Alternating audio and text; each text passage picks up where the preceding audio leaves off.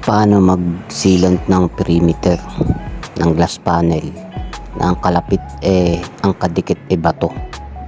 Yan o. Yan ang ating gagawin after ng intro.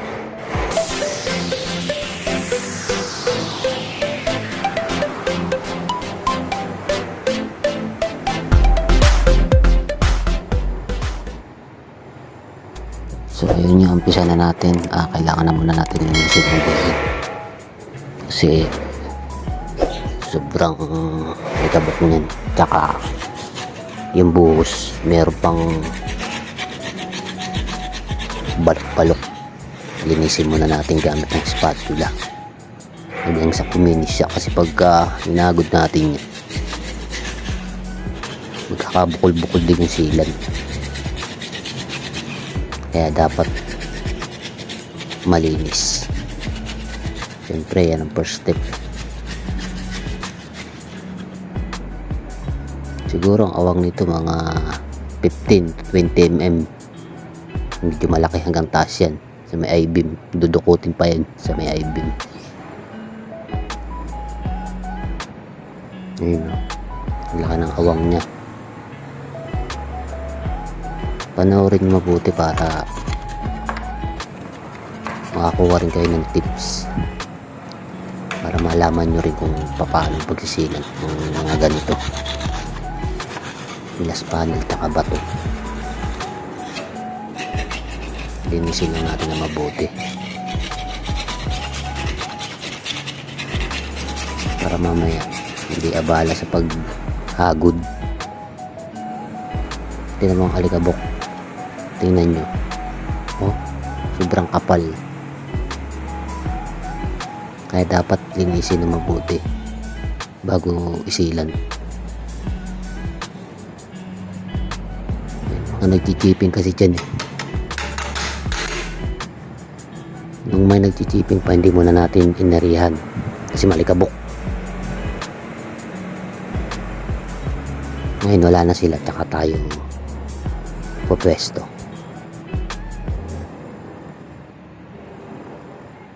Ayan o, sobrang luwag. Siyempre next step, babrasin naman natin para matanggal yung mga alikabok sa loob. Linisin lang natin na mabuti. Linisin ko lang. Sobrang kapal kasi ng alikabok rito. Kasi ang sealant pagka maalikabok, hindi masyadong didikit. Kaya kailangan malinis na malinis. Siyempre, kailangan natin ng tela na may white spirit o gaas para tanggal talaga ang alikabok, para kumapit yung sealant natin. Ayun o, sobrang luwag o. Kasi na yung mga daliri ko hanggang loob. Linisin lang natin.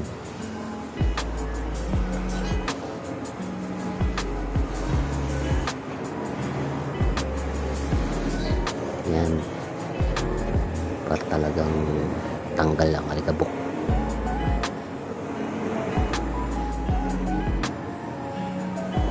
Hanggang taas yan yun.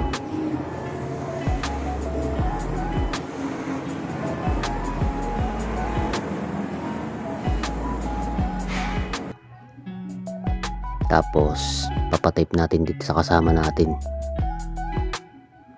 Yan, yayamanin. Oh, namumuti ang kamay.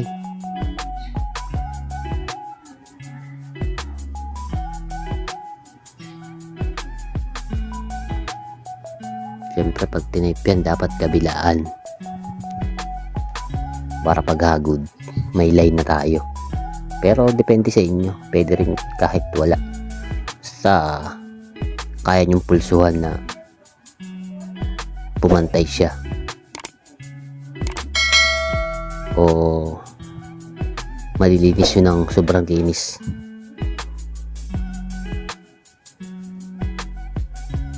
Para ba walang mantya. Pero ito kabilaan to.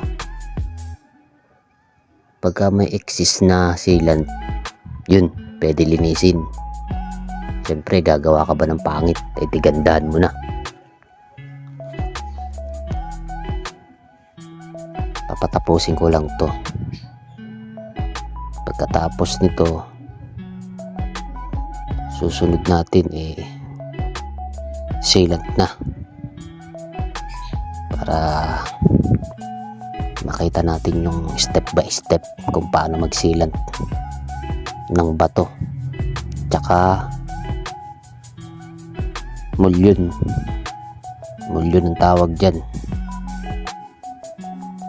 sa gilid ng glass panel na yun.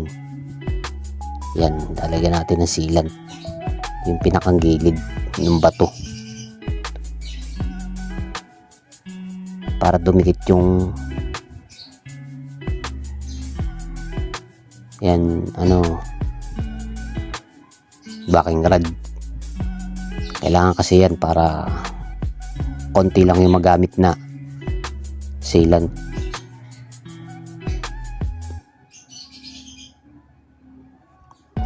Pag nalagay na yan, siguro lalim yan mga 5mm. Pwede na yung 5mm to 4mm ang lalim nya.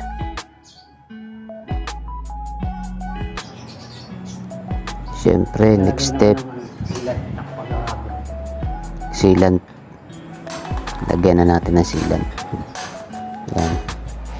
Depende rin sa pagpigaan nyo kung saktuhan lang, kung gusto nyo kapalan pa. Pero mas maganda saktuhan lang para walang masyadong excess na silat, para walang masyadong dumi. Dahan-dahan lang, depende sa inyo kung gusto nyo bilisan. Alright. Kailangan lang ng papel. Alright. Spatula. Siyempre, kailangan natin ng papel tsaka spatula. Sakto. Spatula. Wala pa spatula. Edit naman ito Yung Alam ko na mag-edit eh. nakita rin. Laptop. May pang-edit na ako eh. Sige, hagurin na natin. Dahan-dahan lang. Yan o. Dahan-dahan lang natin. Tsaka paghagod, dire-diretso. Huwag yung patigil-tigil. Yan, diretso lang.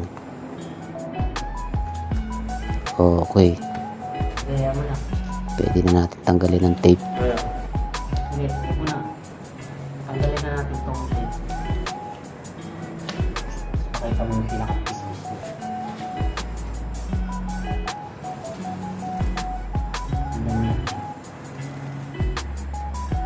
Ito, tinanggal na. Sige, tanggal na yan. Siyempre, dahan-dahan dapat.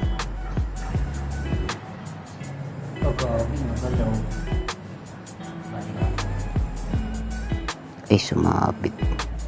Sumapit ng kaunti, pero madali lang yan.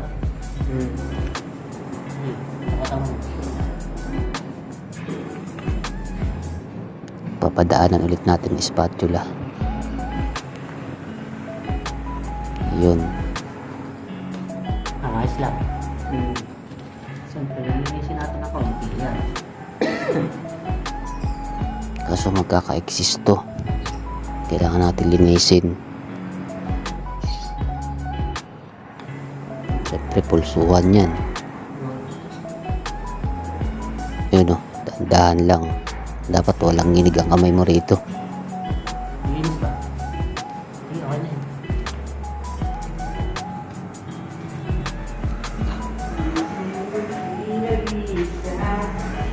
Siyempre, kabilaan yan. Yung sa may pader din.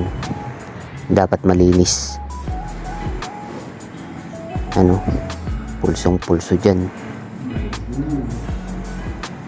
Siyempre, dahan-dahan pa rin.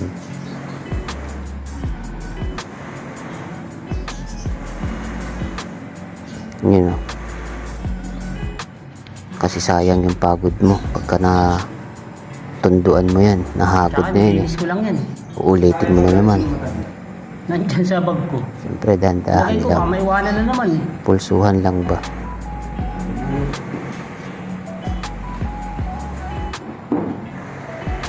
Para make sure na hindi na madadamit yung nagawa na. Kasi magdodoble trabaho eh. Yan o, okay na. Yan. Pero gantaas yan.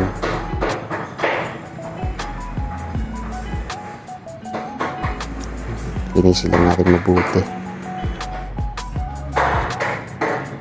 Pero yung iba ginagawa rito nozzle to nozzle eh. Malaki yung nozzle nila. Dalawang klase kasi ang ano, ang sealant. Ito yung sinasabing flat lang siya. Meron naman yung half moon. Pwede rin ito yung half moon eh.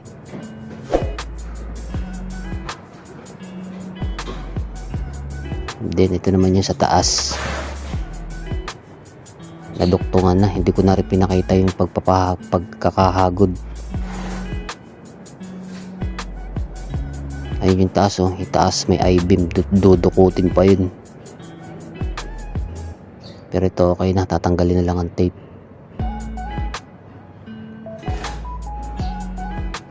Ayun oh.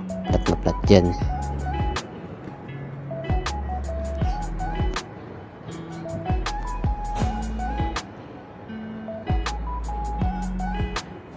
Mabilis lang naman isilan to.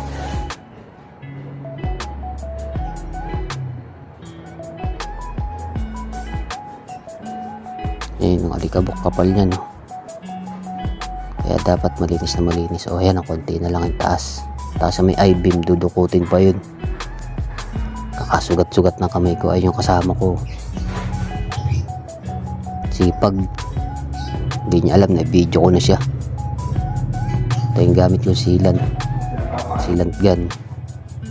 Siyempre yung karton lagayan ng mga sealant.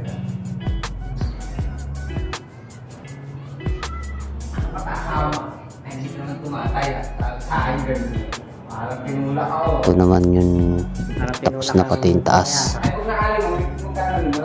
Pag lima, Ayun. malaki eh. Pag nakalima ka, malaki siyempre.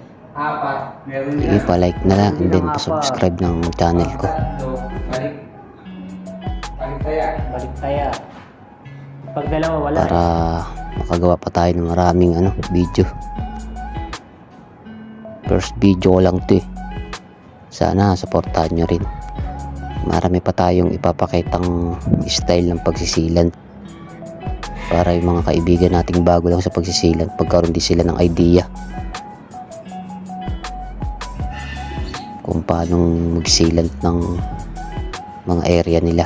Kasi yung iba talaga bago pa lang. Meron kasi iba gusto rin talaga matuto. Then pag napanood nyo to, magkakaroon din kayo ng idea.